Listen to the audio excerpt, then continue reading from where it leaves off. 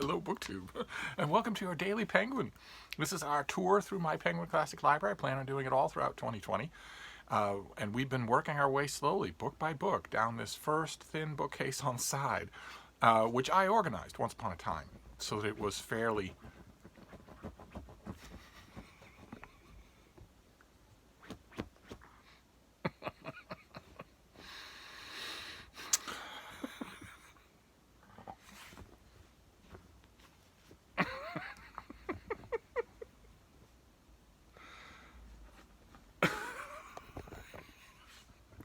so that it was fairly organized chronologically, which is why we spent a lot of time in ancient Greece and ancient Rome. And we have moved on from there. We have moved firmly into the pre-modern era, into the Renaissance, the broader Renaissance period. We moved out of the Middle Ages. And as we do that, we are going to say goodbye in large part to two themes that have kept us company this whole time, which is, one, the vagaries of translation. We'll still deal with translated works, but not nearly as often, I would imagine. And two, the pitiless ratio of survival, the provenance of these pieces starts becoming less and less of a problem, especially when you move into the era of movable type, of the printing press. And so we'll find other things to complain about. And today, we are looking at an author in the age of Shakespeare. This is Thomas Nashe, and this Penguin Classic is The Unfortunate Traveler and Other Works, edited and annotated by J.B. Stern. And it includes The Unfortunate Traveler, which is a longer and very interesting proto-novel about the adventures of a character named Jack Wilton as he travels all around the England and Europe of historical fiction for Nashe's time. The England and Europe of the reign of King Henry VIII. So Nashe is setting it backwards in time and is following a lot of the precepts of historical fiction. His main character is partially a reflection of himself and partially not. His main character and his main character's traveling companion is a real person, but also fantasized. And they meet lots of real people in their travels, including both Thomas More and the Dutch humanist Erasmus. And they have all sorts of picaresque adventures, and it's lots of fun. And it's also, the reason I call it a proto-novel is because ordinarily when a writer centuries and centuries ago did this sort of thing, a protracted, adventurous prose narrative, they either built it exclusively on mythological templates, or it was themselves. It was basically memoir. And instead, in this book, which is unlike anything else that Nashe did, so don't get your hopes up. He doesn't do any of that, or does very little of it.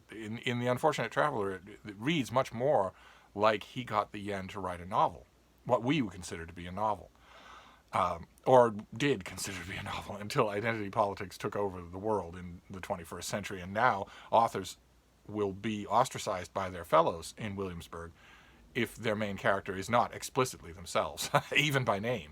But once upon a time, the idea was, the yen was that a novelist would create things. That's going to seem very strange to those of you who were born and grew up in the 21st century, but nevertheless, check with your grandparents and you'll see that I'm right.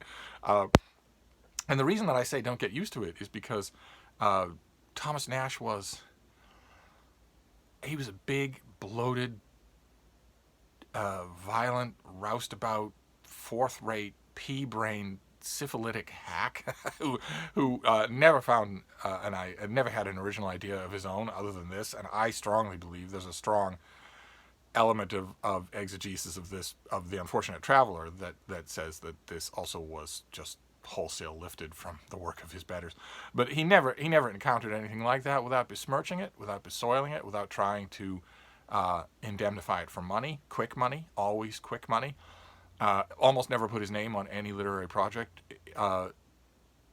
where his collaborators didn't almost instantaneously want to have his name removed from it, and often succeed in having his name removed from it. The idea that some Elizabethan scholars have put forward that Nashe had any kind of active hand in in Shakespeare is just, to me, it's just amazing. It's just amazing. I think that it's a good demonstration of how an academic can spend their whole life reading a work, reading an author without ever actually seeing it, because they're never, for them it's the workplace, it's a laboratory, so they're never actually coming to it as a reader, just as a seamstress. And I think that's the only way possible that you could do something like that. But Nash wrote a whole bunch of other things, Pierce Penniless, and a whole bunch of quasi-courtly masks. The closest that they come, actually, to our mind frame would be screenplays. He knew influential people for just long enough for them to know him well enough to drop him like a hot potato, and eked a living scabbing from one big country house to another, avoiding the authorities in London as often as he could. The kind word would be a scapegrace. And so it's great to have a volume like this, although the only thing by this author that you're ever really going, no matter what kind of existence they have, some ghoulish afterlife existence in some versions of the Western canon, the only thing that you're going to want to read by this author is The Unfortunate Traveler.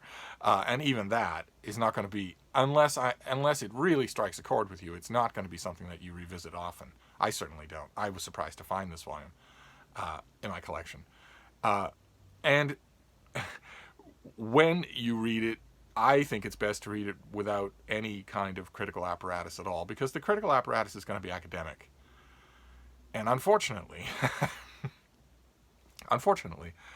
one of the other side effects of the printing press, movable type, vast publishing houses, no longer the steep labor factor of having a whole room full of slaves copying stuff out, or a whole Benedictine abbey full of people copying things out laboriously, by hand, by candlelight.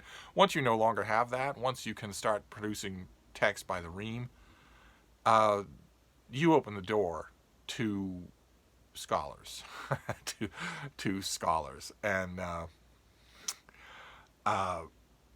every one in 150,000 of them is a gem. The scholars, I mean, literary scholars, about 1 in every 150,000 of them is a gem. They are people who did not come to this stuff in a laboratory. They did not come to it in a tailor's shop. They are not speaking in jargon. Most of the ones that make good company, and the only reason I'm mentioning this is because we're going to have a lot of contact with scholars from here on out. And the ones that make good company are usually the ones who spent their whole lifetime teaching, inciting the wonder of these works in people who have not heard about them, who have not read them. That produces just the right combination of excitement and humility so that you will get an approachable introduction, an approachable critical apparatus. But it doesn't always happen. And it didn't happen in the case of J.B. Stern, who spent a huge chunk of time, longer than a lot of you have been alive, being a headmaster. And being a headmaster is very different from being a college professor, because if you're a headmaster, you have total power over your charges. You can beat them. You can trip them and send them flying down the stairs. You can malign them. You can rape them. you can impoverish them. You can send them back home to their parents with chunks out of their skin, whatnot. At least for most of the time you could. Maybe that has gone by the wayside in the last 20 or 30 years. But for the most, when J.B. Stern was a headmaster, not saying that he did any of those things, but the last thing that a headmaster in his day needed to be was humble or awestruck in the face of work. Instead, their charges were little boys. So the condescension is built into the work.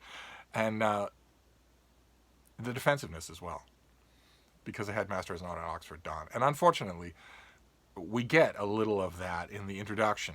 Now, I should mention here that J.B. Stern does. This is a great job.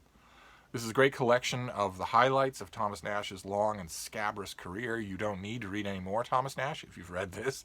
If you read this book, the notes are extremely good. Stern knew exactly what he was talking about. It's not the last time we'll meet him as a Penguin Classic editor. But his introduction, I'm going to read you a bit of it. I won't do a funny voice, but you'll see what I mean, I think. This is how his introduction begins. The most lively of Elizabethan journalists An encyclopedia without much space to spend on the minor classics might well use some phrase to qualify the inclusion in its pages of Thomas Nashe, the author of The Unfortunate Traveler, Pierce Penniless, His Supplication to the Devil, and Summer's Last Will and Testament. The entry might continue. He was reputed a formidable controversialist in his time, being involved in the Malprolet debate and a bitter conflict with Gabriel Harvey. Dim and dusty associations flicker and stir momentarily. The titles are not unfamiliar, the proper names not unremembered. But no, these controversies long dead, these terms of reference, journalist in his day, they surely suggest an essentially antiquarian interest, chilly and possibly silly, the babble of the curiosity shop, certainly a limited achievement. It is true that Nashe is, quote, minor when, quote, major among Elizabethans means Shakespeare, Spenser, Marlowe, and Johnson. Yes, minor is minor because it's being compared to major. Yeah. His achievements, however, exceed his contemporary reputation as a mighty polemicist, and if they were merely or essentially those of the journalist writing of the day for the day, he might be a quarry for social historians, but would not be a classic of our literature, even in the minor variety. Which is exactly the combination of condescension and defensiveness that I was talking about. Nothing in there is true. Nothing at all. First of all, you can't quote in derision the terms that you have invented in your strawman definition of the character. And second, as I mentioned, yeah, we define minor by holding it on a spectrum against major. and you don't get to put scare quotes around the word minor if you're calling Thomas Nashe a minor author because he's no Marlowe. He wasn't any Marlowe. He is a totally minor figure. And no matter how defensive you get about it, there's no way to pump up his reputation beyond what it is, which is that I'm glad Penguin Classic did this volume, and if you are a reader who is interested in the made-up stories, well, first of all, where did I go wrong?